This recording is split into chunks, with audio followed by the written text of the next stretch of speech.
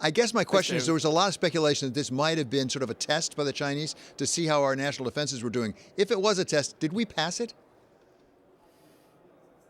Well, I'm glad eventually it was shot down, but they were testing us. It's very provocative, a shot across the bow at the United States of America.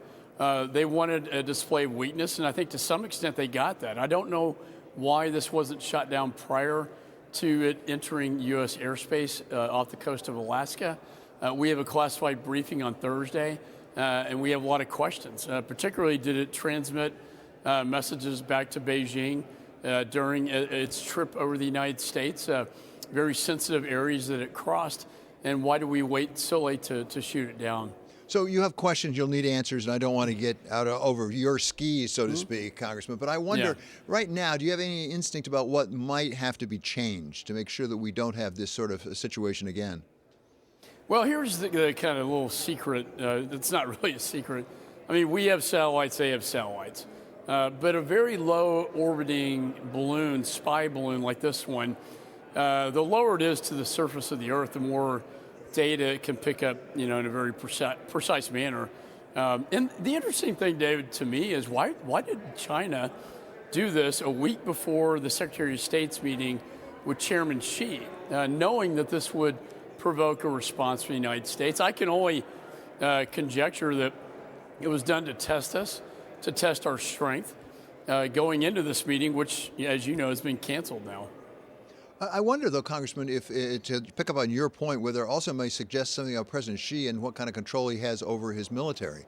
Because a lot of China experts are saying they can't believe President Xi said, okay, let's do this right now. It's a good time to do it.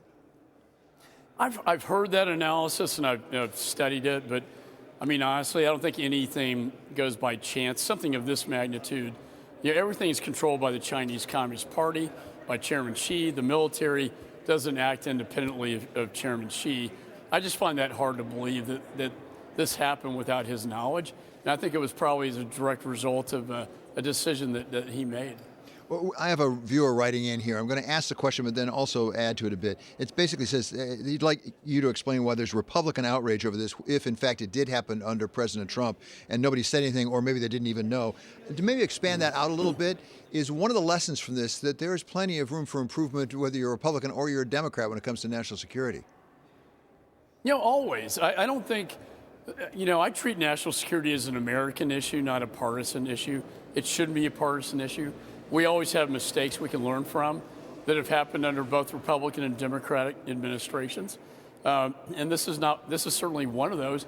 By all accounts, it appears that they've done this prior, but they've never done this at this low of an altitude. And I think that's what made it so provocative in nature. Now, on a bipartisan level, I'm working on a resolution condemning Communist China for doing this.